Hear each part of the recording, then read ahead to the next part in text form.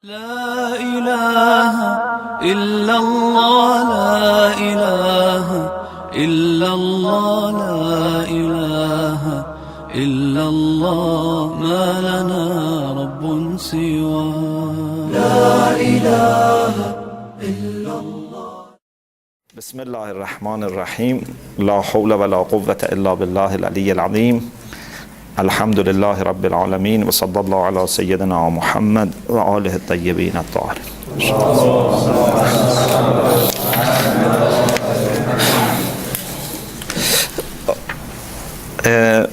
One of the points about the verse 47, أعوذ بالله من الشيطان الرجيم يا بني إسرائيل اذكروا نعمتي التي أنعمت عليكم وأني فضلتكم على العالمين. This was one of the topics that I asked you to think about it and study about it. Why Allah subhanahu wa ta'ala, as far as the Quran shows, has specifically chosen Bani Israel, children of Israel, by raising them over other nations. فَضَّلْتُكُمْ عَلَى الْعَالَمِينَ. This was a question. As far as we know, such a strong expression is not about other people. Even when it comes to the nation of the Prophet Muhammad sallallahu alaihi wasallam, kuntum khayra ummatin ukhrajat lin-nas, there is a difference in my understanding.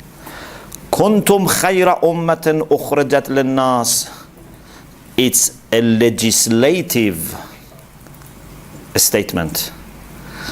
It means that Allah has designed Islamic Sharia in the way that if someone acts upon it, becomes the best of nations.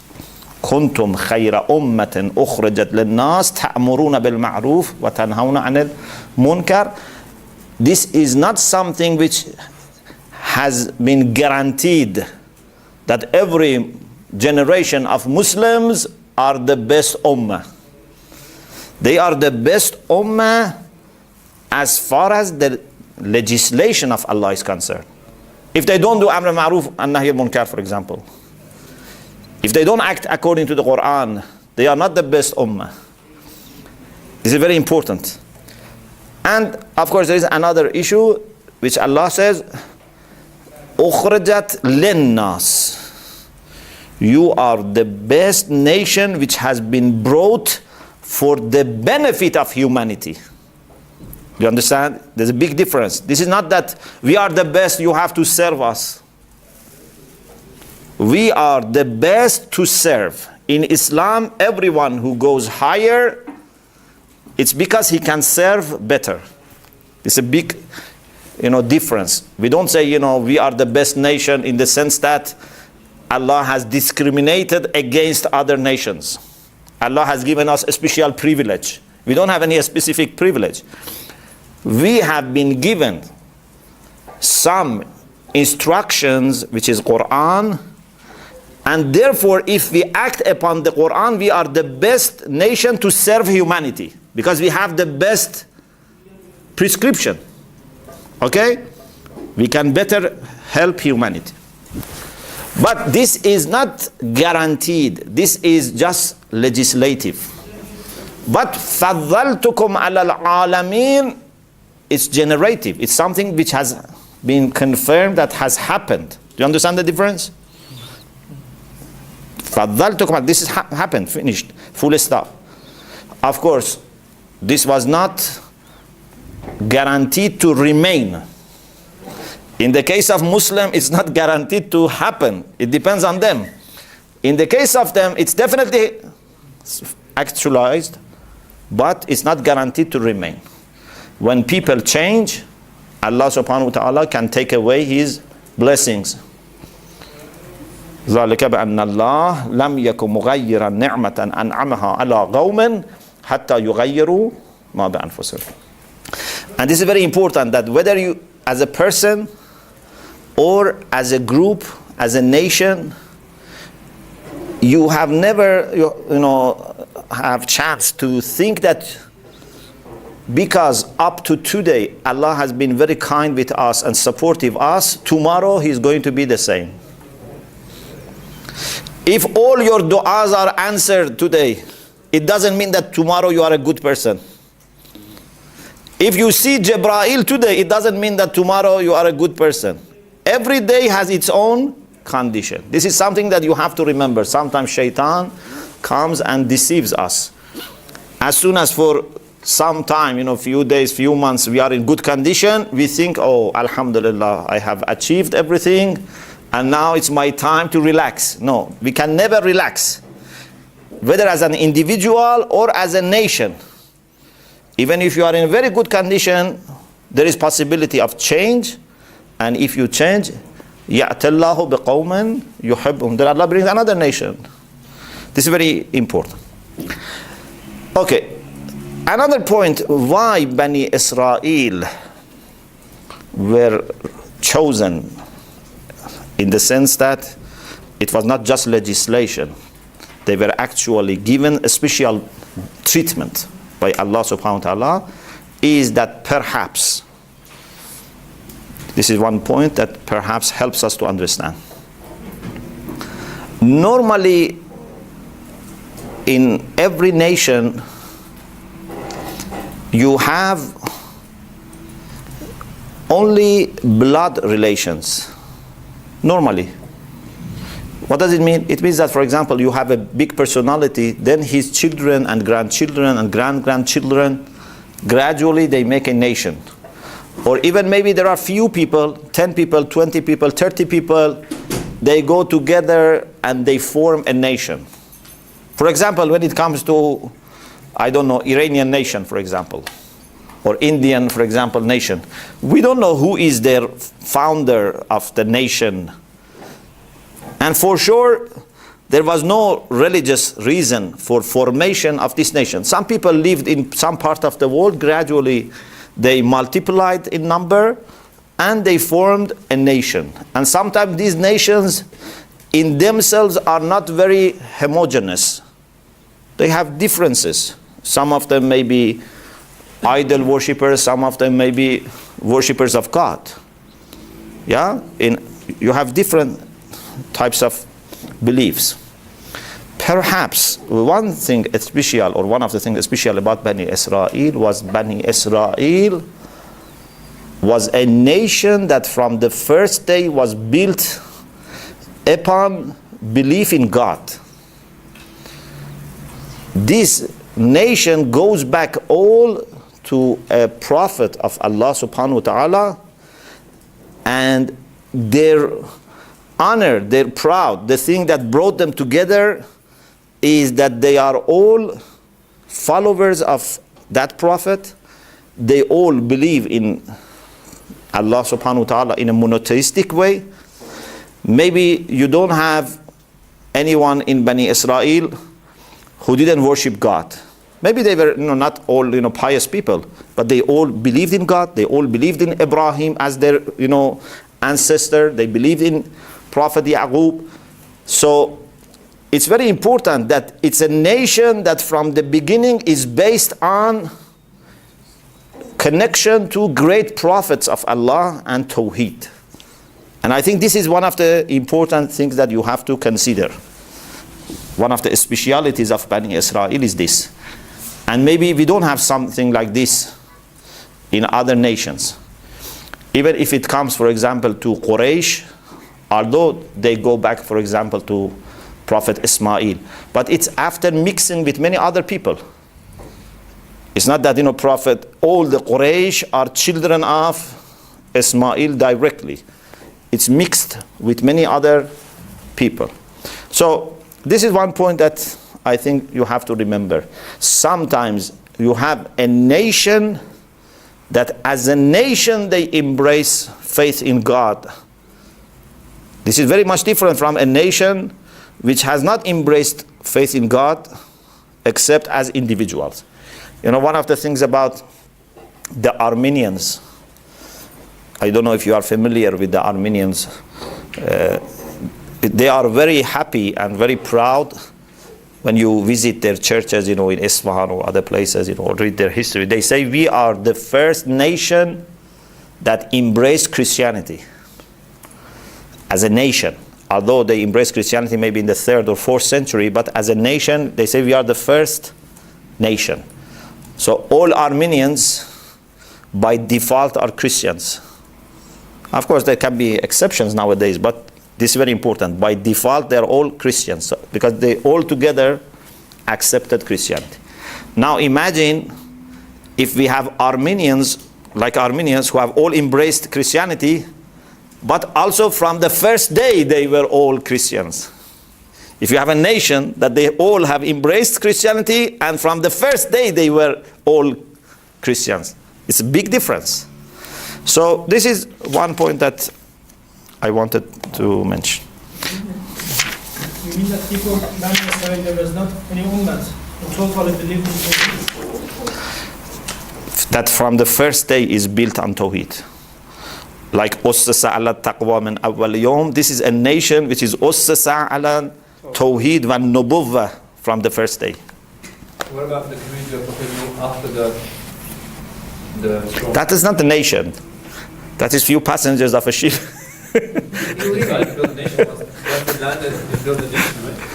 No, that's not a nation. Bani Israel is a nation. At the beginning, it was only Yaqub and his few sons. No. This is why I told you that when we say Bani Israel is after they are multiplied. So even maybe the first children, they are not called Bani Israel. After they became 12 tribes, this is where we call it Bani Israel. But in other verses we have, for example, فَضَّلْتُ عَلَى إِمْرَانَ وَعَلَى إِبْرَاهِيم Istafa. إِسْتَفَى عَلى إِمْرَانَ Fazzal. We don't have Fazzal. So this is not the same? No. فَضَّلْتُ عَلَى إِسْتَفَى? No. Istafa is different. If they are the same, Istafa is more general. Istafa is more general. Istafa even can be for a person. And Allah istafa Adama. So, what about the nation of Ibrahim? We don't have such a thing in the Quran that Fazzaltu Bani Ibrahim. But they have the... Indeed, we don't have anything as Bani Ibrahim. We don't have any nation as Bani Ibrahim. It's very important that the children of Yaqub alayhi salam formed a nation. This is very important. And it was Allah's plan that first of all he had 12 sons and each of them had lots of children. So they formed a nation with 12 branches. Yes. So Allah had planned that they grow in number. So these Bani Israel were the... So they could also easily marry among each other. Because if you have 11 uncles, so you don't have difficulty in finding one cousin to marry. Yeah. According to some interpretations, this verse means that the meaning of this verse is not that they were the best tribes in the world. Yeah. From, for example, moral aspect or another aspect.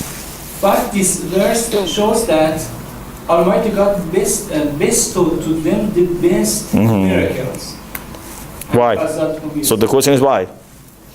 If they were not the best, why Allah gave them the best things? The best miracles. Why? And because wanted to free them from Pharaoh. Oh, that's another issue. The issue of Pharaoh came later. You cannot say Allah chose them over other nations just because he wanted to save them from Pharaoh. What? There were many other people who suffered from tyrant people. فَزَّلْتُكُمْ عَلَى الْعَالَمِينَ. It's not just to save from Pharaoh. As you mentioned, according to your definition of the nation, they were the only believer nation at that time. So Allah has فَزَّلْتُكُمْ. So According to your definition, they were the only believer definition nations at that time. So Because we Not don't only have- at that according time. to your definition, Not we o- don't have any other believer nation Okay, at so that time. so the problem is solved. So the problem is We solved. don't have any So you are mu'ayyad. nations.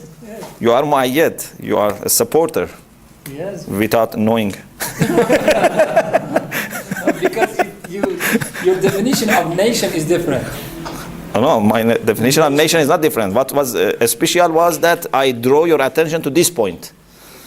The definition of nation is like everyone else, but I draw your attention to this point that this was a special nation. A nation which is based on belief in God and nubuwwah, and indeed actually comes from great prophets. This is a special nation. If we have, for example, Muslims, then we have, progeny of the Prophet, but progeny of the Prophet are mixed with many other people. But imagine if there was a nation that is all going back to the Prophet, and they are all believers. It makes it special. But this is not guaranteed to remain, because later they changed. Even they started worshipping idols, they killed prophets. So what made them special, unfortunately, was not kept. Their honor comes from Tawheed and prophethood, and they did what? They worshipped idols, and they killed prophets. So the sources of honor, unfortunately, were lost. But as you know, the point, the exact point is we have at that time, we had all Ismail. Opposite of this nation, we have all Ismail. Why? We don't have such a thing as Bani Ismail. Yes, we don't have in history, but we know that we have all Ismail at that No, time. we don't have such a thing as a nation. Which book talks about a nation which all Because go we back? don't have history about Ismail. No. Exactly. There is no such a thing on record. That we have a nation which is all going back to Ismail, children of Ismail. If there was such a nation, they should be well. Because they were the ancestor, as you know, they were the ancestor of holy prophets. So they were very important at that time. It's not that every person forms a nation. You cannot say every person has a nation after him. Ibrahim was a nation. Ibrahim by himself, without having a nation in ordinary sense. He himself is a strong person, and he himself is. Indeed, this is a confirmation that we don't have Bani Ibrahim. But we have all Ibrahim. All, yes, all, we don't have problem. Even you have all. After a few years, you can have all. All is different from nation having after someone. Bani Israel is a nation. And as a nation, how many prophets Allah sent to that nation? Even when it comes to Jesus, Allah says, Rasulan ila Bani Israel. There is a discussion whether Prophet Isa had universal mission or not. At least we can say a great part of his ministry was for Bani Israel. I am not saying he didn't have universal, but Allah says, Rasulan ila, can you find the verse? Rasulan ila Bani Israel. Even Isa is sent to Bani Israel. It shows that this is very special nation. رسول إلى بني إسرائيل أني قد جئتكم بآية من ربكم.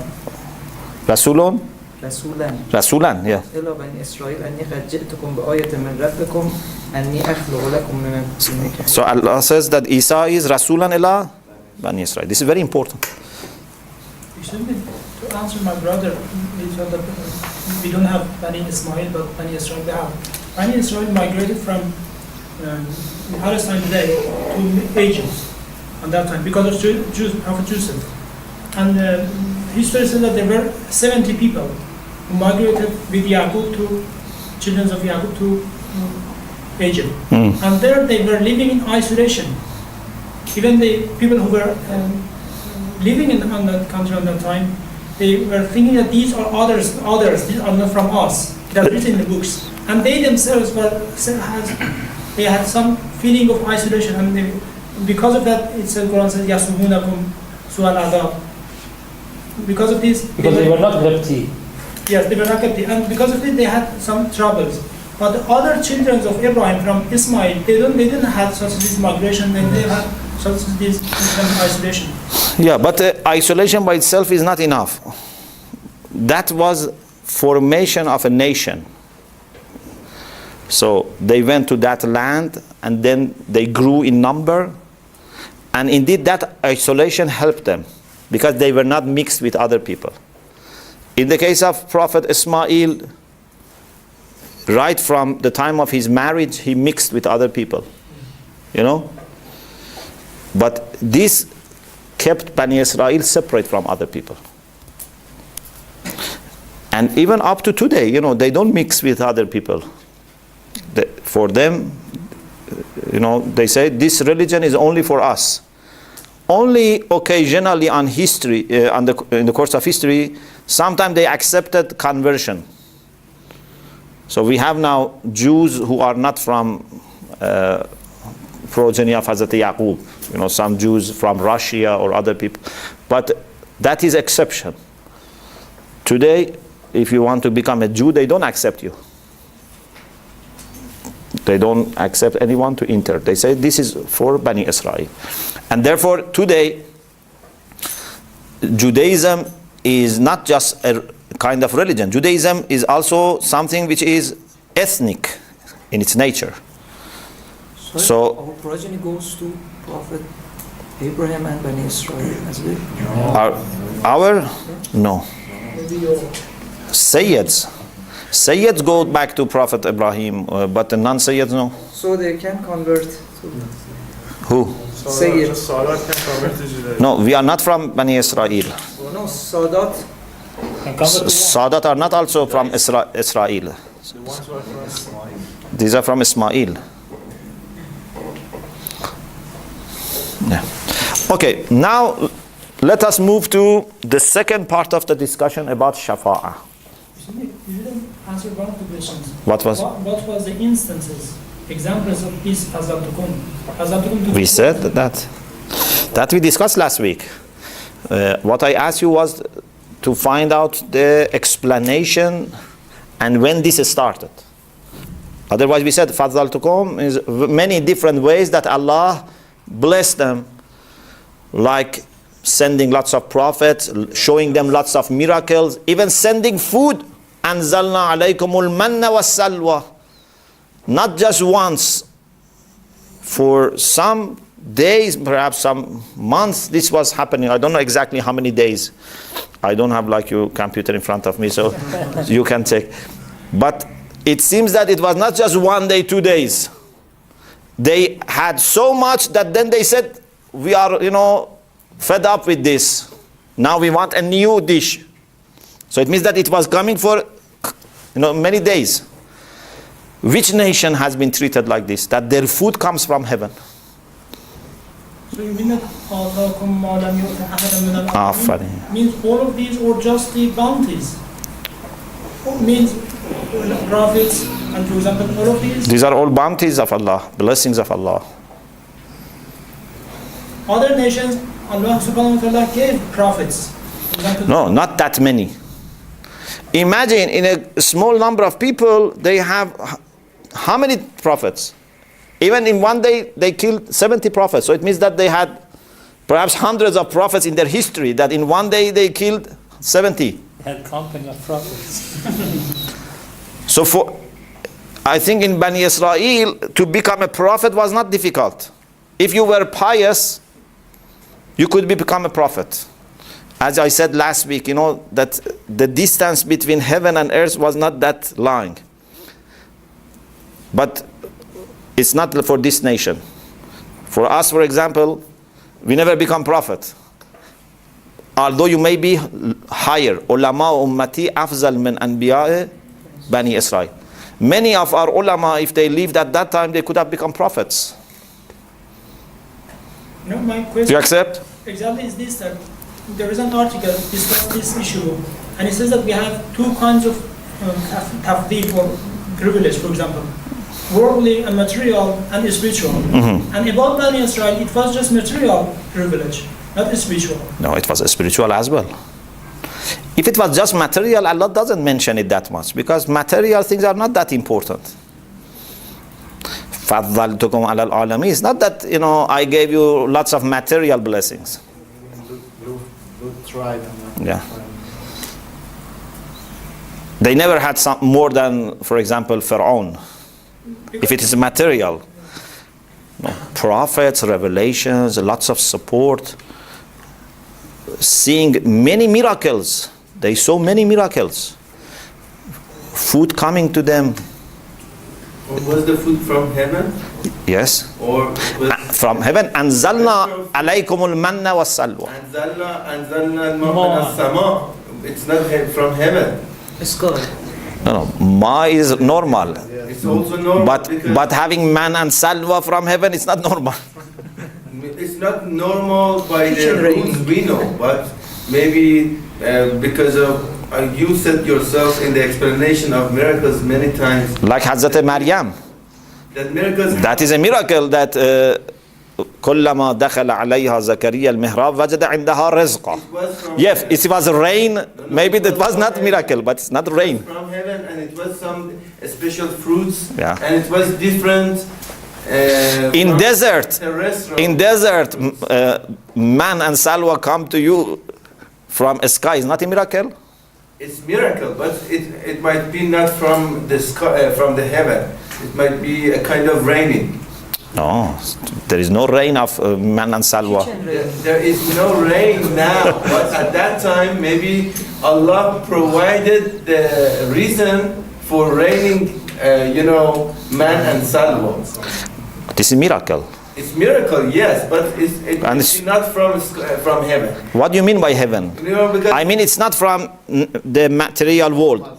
It's For it's not that there was, some chemical, powder that became, based on ahadith, man and salwa. one of the graces they had at that time was the meat, and that was the meat of the birds flying in a very short distance. They could take the That- birds themselves. That's another issue. Yes, that is not a miracle necessarily. Miracle is something that you cannot explain unless you resort to supernatural law.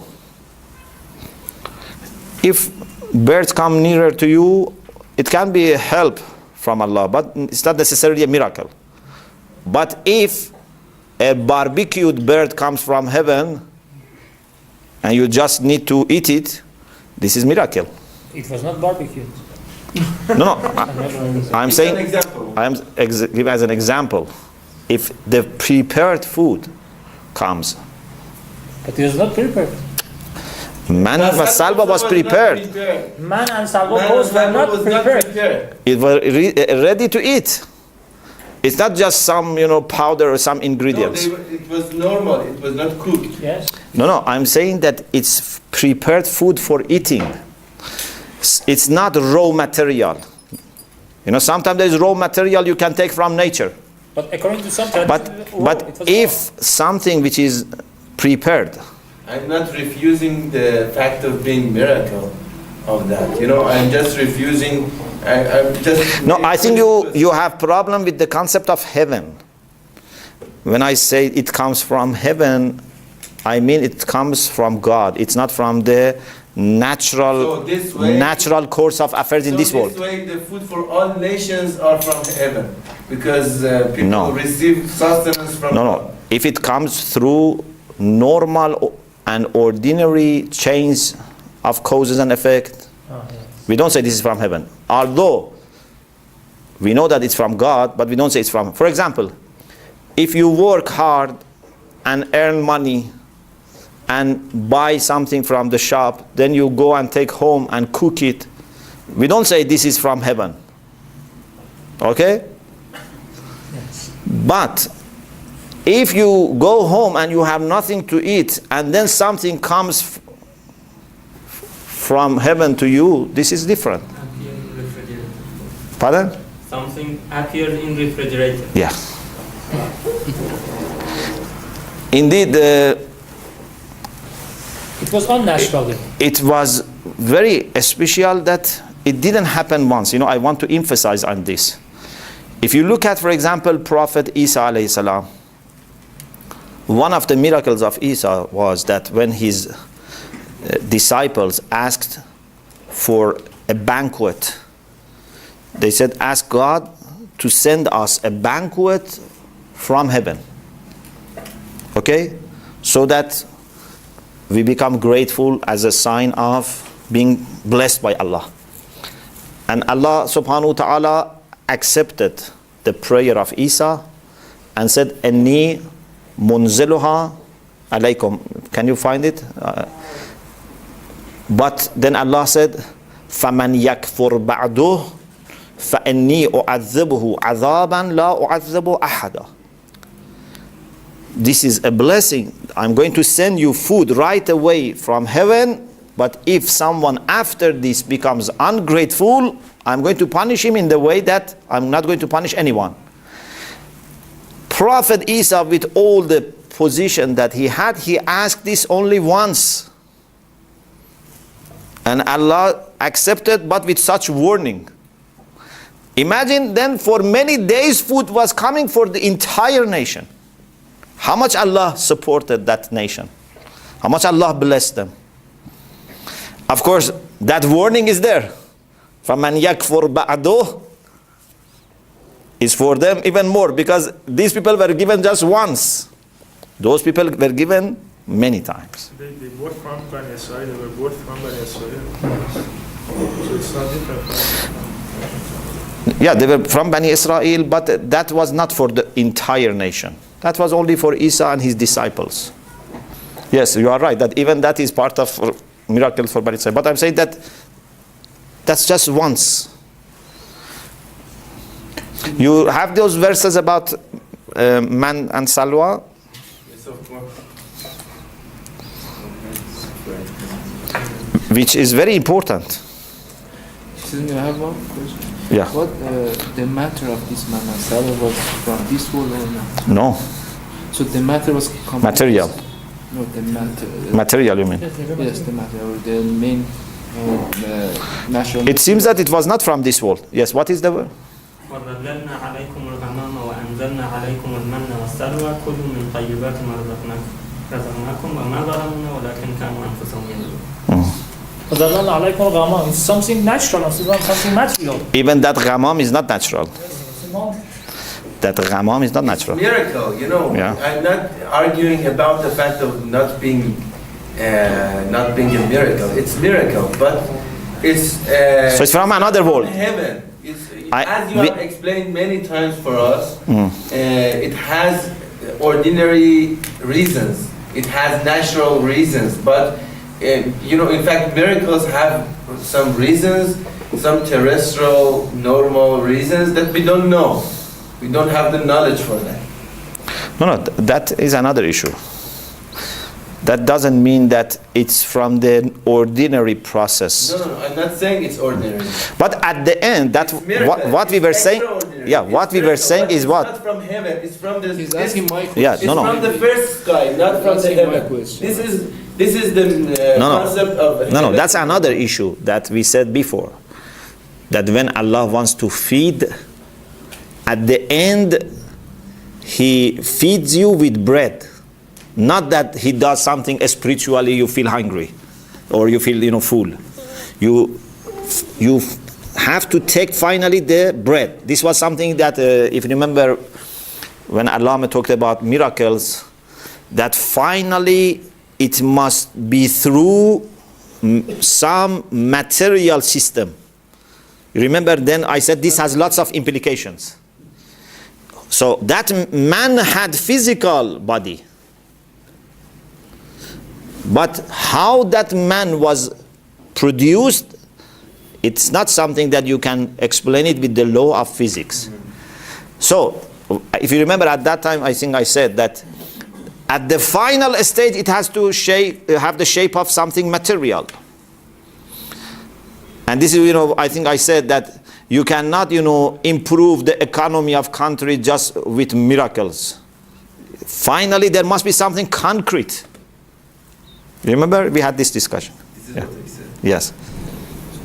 But this doesn't mean that that man and Salwa is from this world. That's two issues. Yes. Yeah. One of the evidences that support the word that my brother said is that it was worldly, actually worldly superiority that Allah subhanahu wa ta'ala wanted. What do you mean by worldly? Terrestrial. I mean that it's not spiritual. For example, you are mentioning that sending many prophets to the Bani Israel. So that was not included. Because before Bani Israel, also there were many prophets. For example, you see at the same time Prophet Abraham and Prophet Lut. No. So we don't have any. No. In one nation at one time having so many prophets. I think that because Allah subhanahu wa ta'ala in this verse wants to say that. If you, for example, imagine the children of Ismail alayhi salam, how many of them became prophets? Children of Ismail. Yeah. You do have. Was one, but that one is Pardon? At least it was not that. No. I am not saying that who is better than whom. Allah has so many things to consider. His ways of thinking is different. But I'm saying that you have to bear in mind that this is something very special. That this nation, Allah has sent lots of blessing to them. If it was just something worldly, He never says, "An'amtu alaykum, ya Bani Israel, udhkuru ni'mati allati an'amtu alaykum." In 2 verses. It means that lots of blessing. Allah is very generous. If He gives you just something little, He doesn't keep reminding you, "Uzkuru ni'mati allati an'amtu anni fazzaltukum." It was very special treatment. I want to say that worldly superiority was also very special because. Worldly in what sense? After, for example, the Bani Israel, before Bani Israel, they didn't have any, for example, government. The religious government. But after Bani Israel, we have Prophet Sulaiman, they have kingdom, they have Prophet Joseph. So they had many worldly, superiority over other people. But before that, they were oppressed people by the king. No, that can be one of the aspects of this blessing. But I'm saying it's not only that. Yes, the kingdom of Prophet Sulaiman or Prophet Dawood, this can be part of it. But I'm saying it's not only this. Even, for example, if you look at the kingdom of Prophet Sulaiman, you again find that there are lots of things which are not natural. He has kingdom even over jinns. He has even wind under his control. It's very special. It's not material only. Allah gave access to lots of things which were not material to Bani Israel.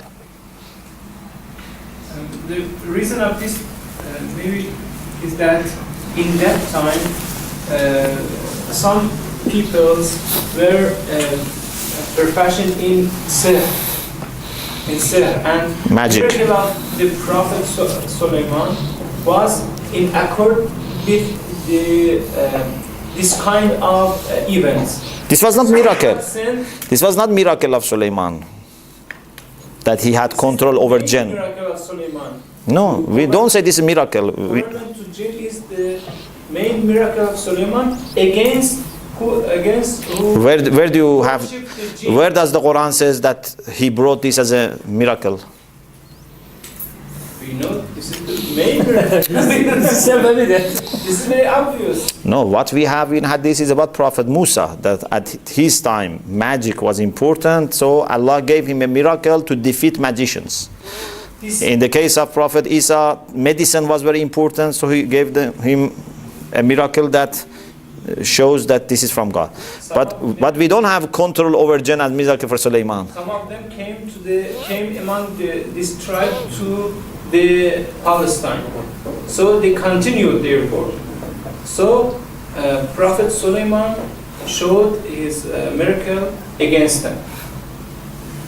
And for example, hide their instruments under the yeah, he had control over them.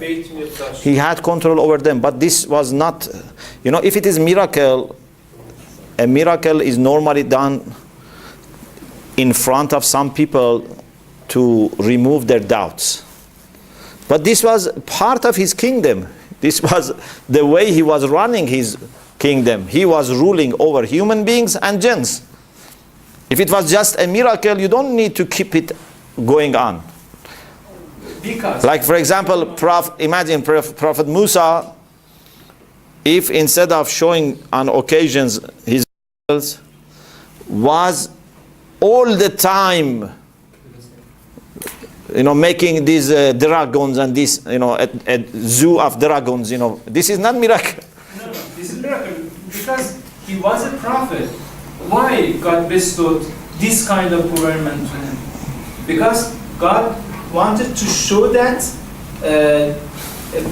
people didn't follow the jinn, and if people would be pious people, can govern can be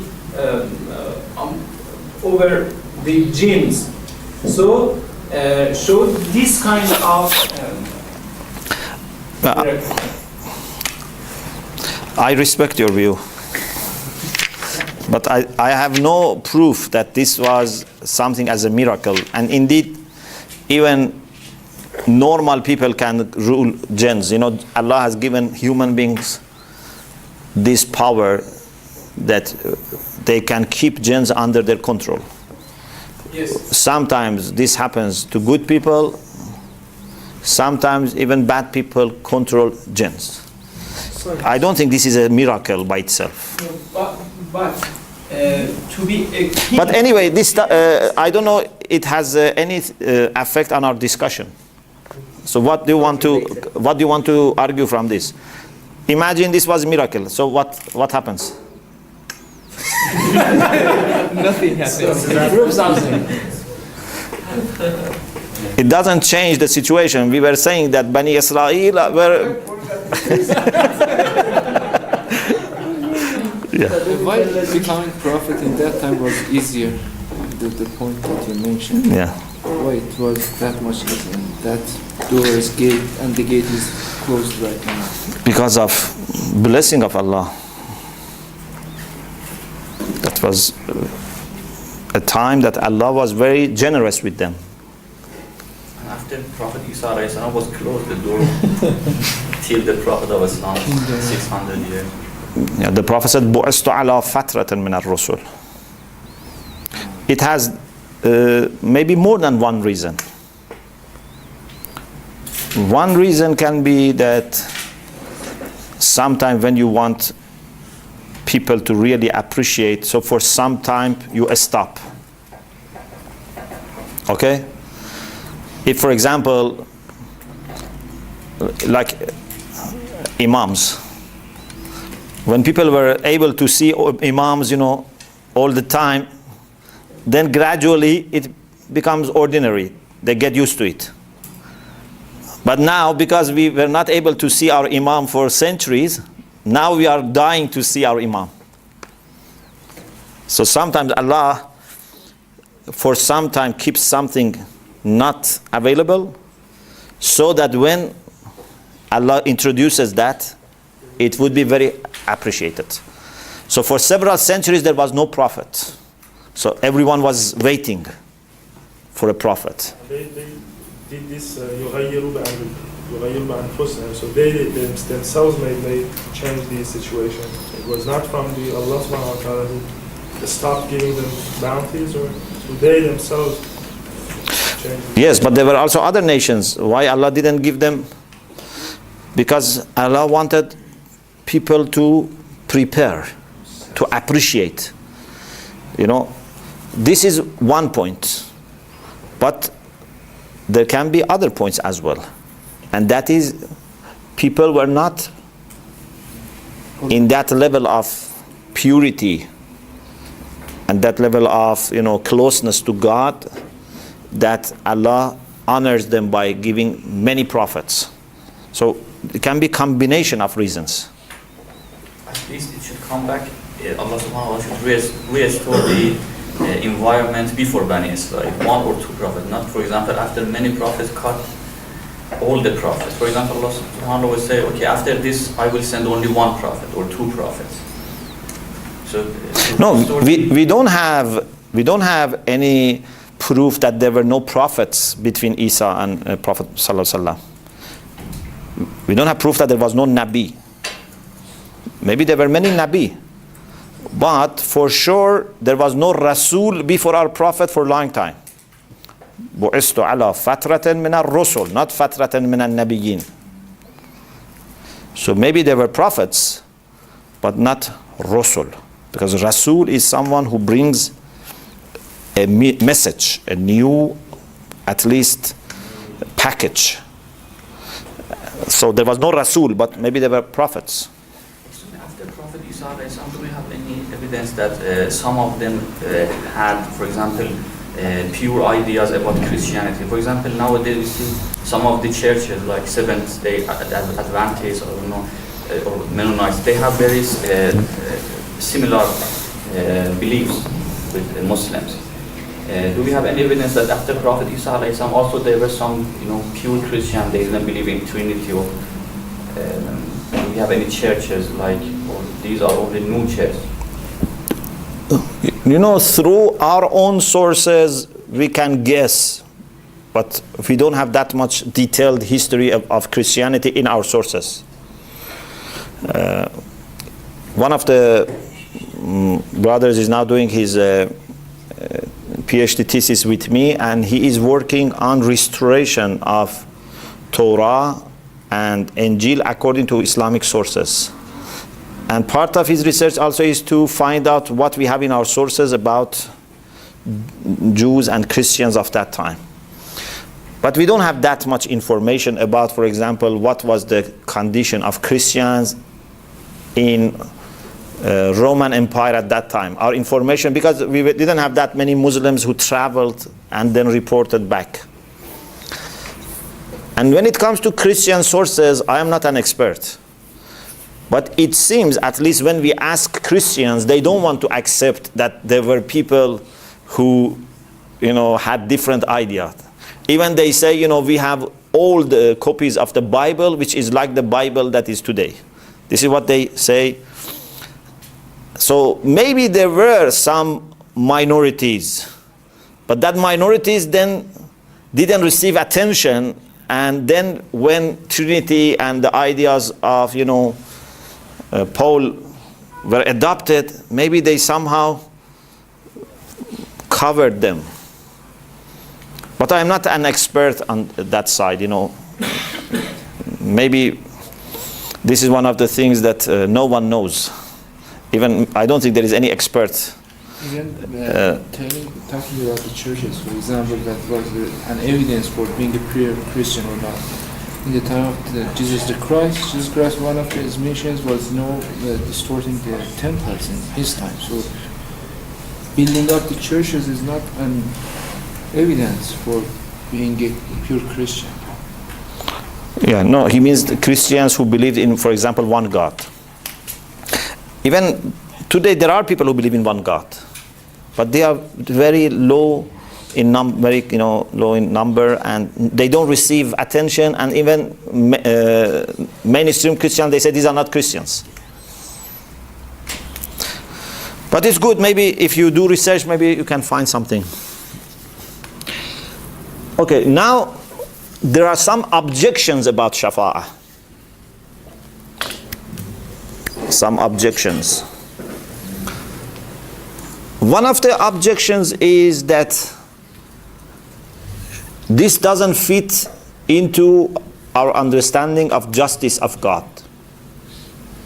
When God makes a sentence, mujazat, a sentence for someone, and says that this person has to be punished for the sins that he has performed, then through intercession, that person is forgiven. They say either the first judgment was zulm, was injustice, or this is injustice. If that was just, how do you change it? If this person is supposed to be punished, why you don't punish him? If you say, no, he was not supposed to be punished, so why in the first place you said he has to be punished? So they say this is a contradiction. And Allama says we have two answers.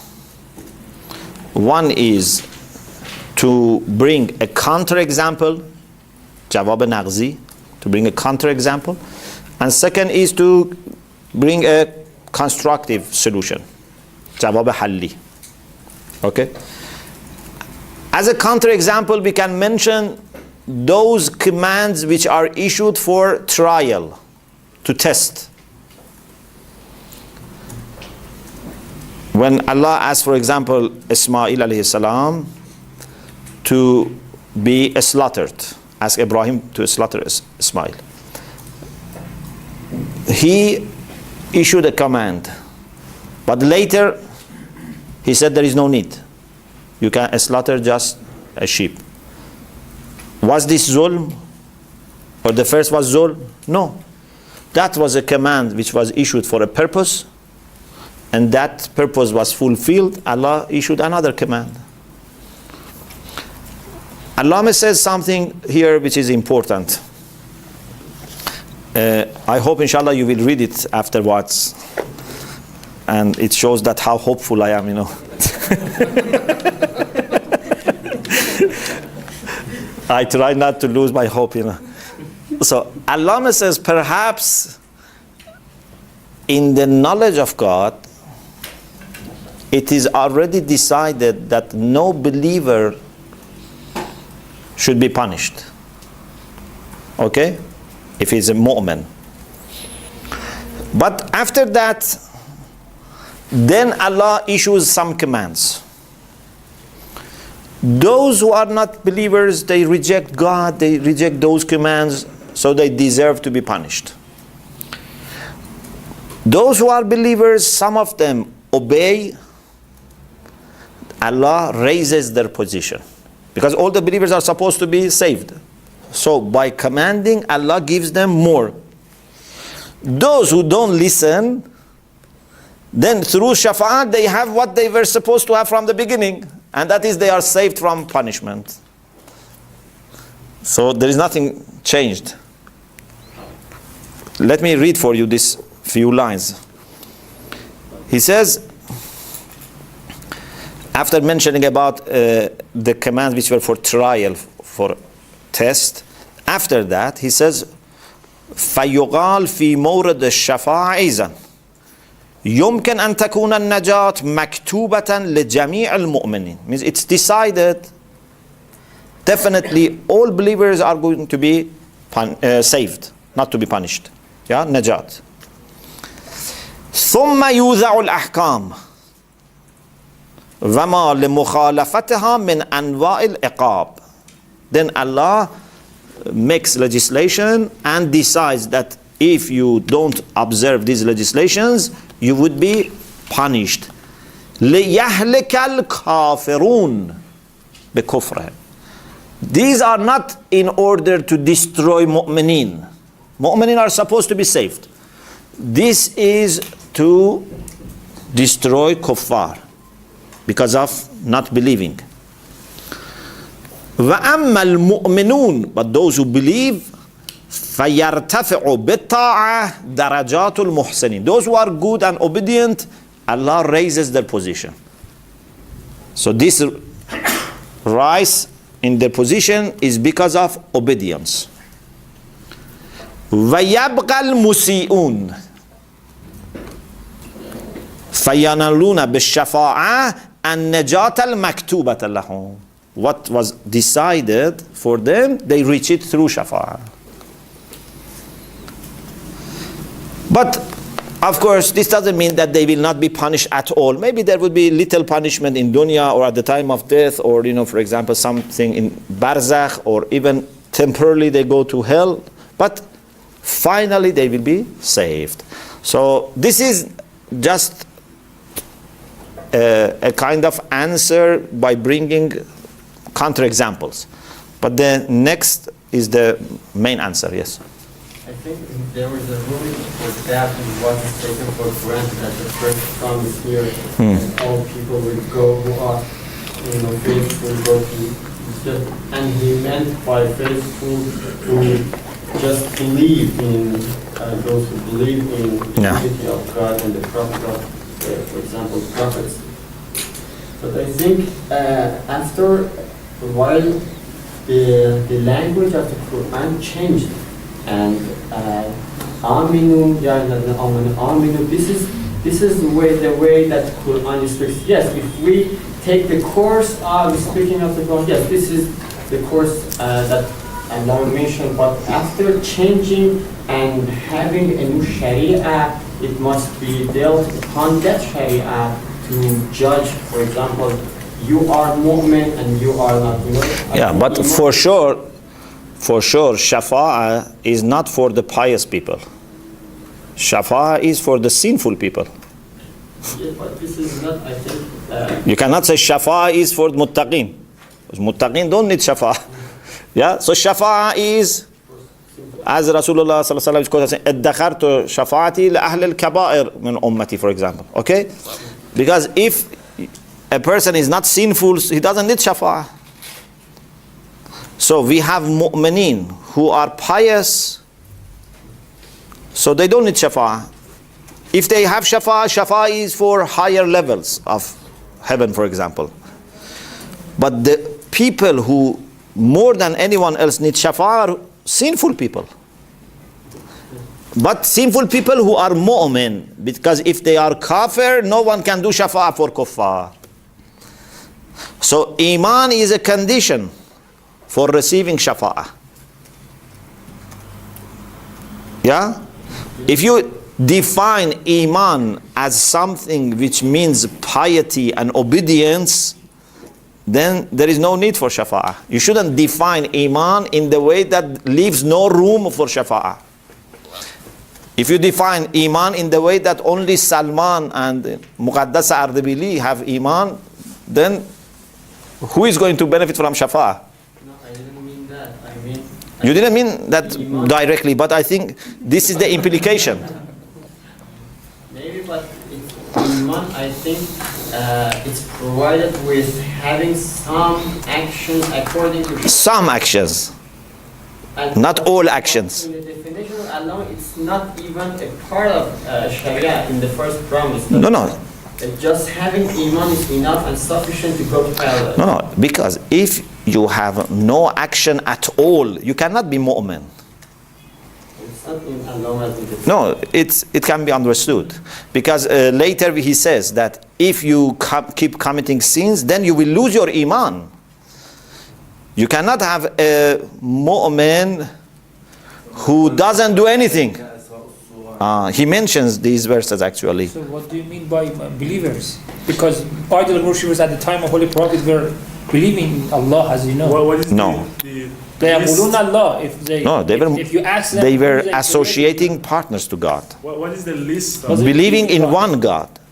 Believing in one God. Amana billah. What is the list? The list actually level of believing in God, or believing, or having belief. Yes. You have to believe in God as your only creator, as your only Lord, as the one who has the right of obedience. This is maybe in practice you are lazy, but if you deny his lordship and his right for obedience, you are not mu'min. Okay, so let's just imagine a person who has this level of Iman, yet he commits a lot of sins from the beginning. Because of lazy. Okay, so from the very beginning. ما عصيتك حين عصيتك وأنا جاحد بربوبيتك. This person can hope Shafa'ah. So lots of people that believe in Allah, believe in Creator. A lot of sins, and still believes in Allah and the obedience of Allah, he will be interceded. Huh? There is a chance, but we cannot guarantee, because there are lots of things to consider. For example, لا تنال شفاعتنا مستخفا بصلاته. Salat is such an important pillar of Iman that if you don't say your Salat, it creates problem. Or for example, if someone's sin is murder of believers. Maybe this doesn't leave any chance for receiving shafa'ah. So we are not saying for every sin shafa'ah works. But basically for the people who are believers, they want to be good, but they have some problems. خَلَّتُ عَمَلًا صَالِحًا وَآخَرَ سَيِّئًا. Shafa'ah may help. It's not guaranteed. We don't know how much, when. Maybe after a few thousand of years in hell, you receive shafa'ah. So finally, mu'minin will go to heaven. But you cannot take any risk. You cannot take any risk. Sorry. In contrast with what Allah says, Allah, when we, according to Allah, when we say we hope shafa'ah happen for us, it means that you just hope to be faithful to the end of your life. Okay? If you die and you are faithful, no doubt, and at the day of judgment you will enter the paradise. So Finally. Finally. But when you are finally means Because there is no guarantee that you will be forgiven right away. okay, in Barzakh you will meet No. barbecue.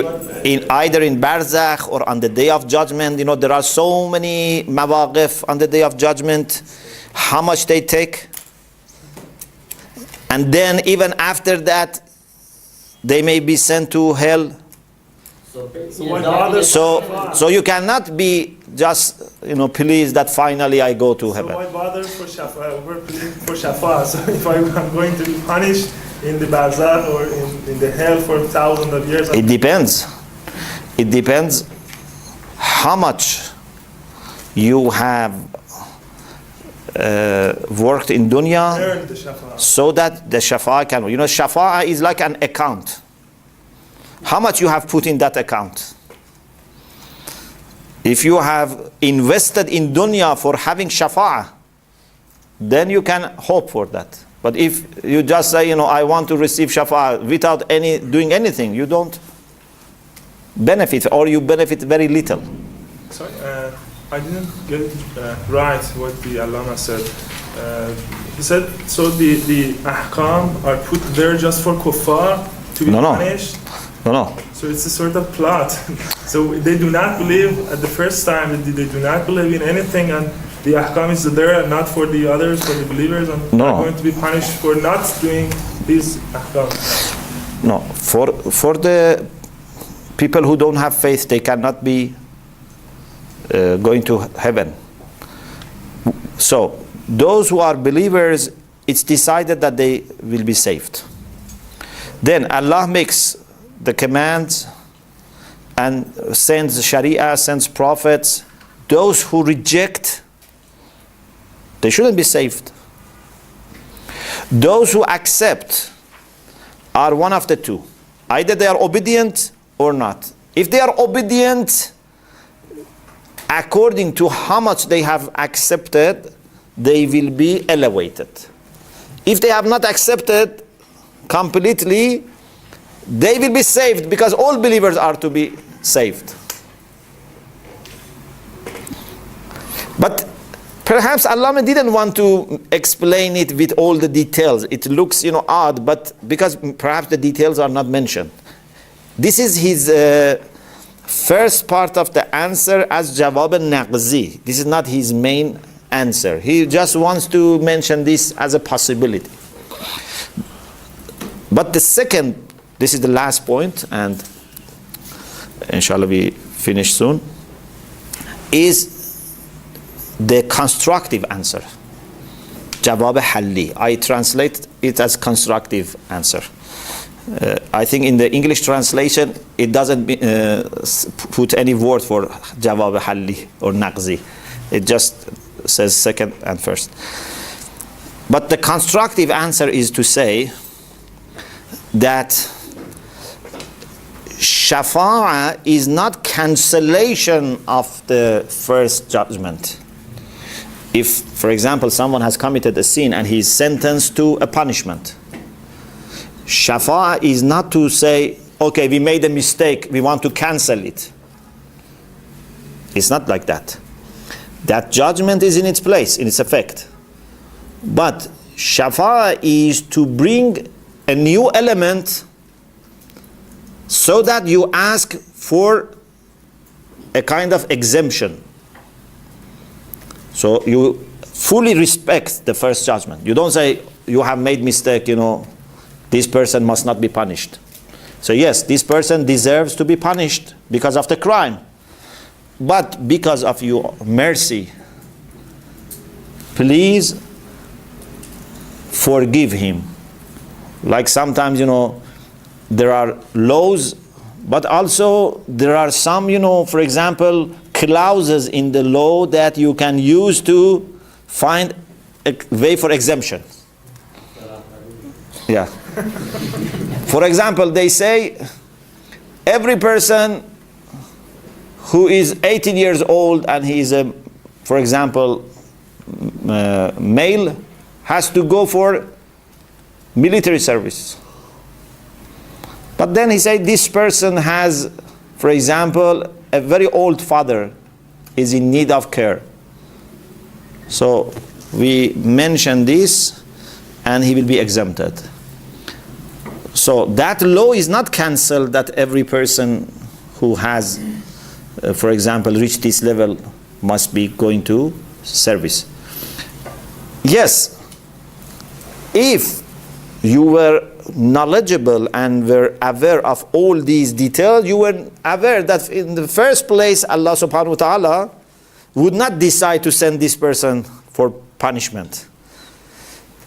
This is the way that it looks. Otherwise Allah doesn't change his mind, about someone. But initially we go according to the general rules, then shafa'a, forgiveness, all these things come, and finally after interaction between all these factors, the final result would be clear. But there are other objections, and when Allah answers to those objections, the issue becomes inshallah clearer. Wa akhiru da'wana and alhamdulillah rabbil alamin.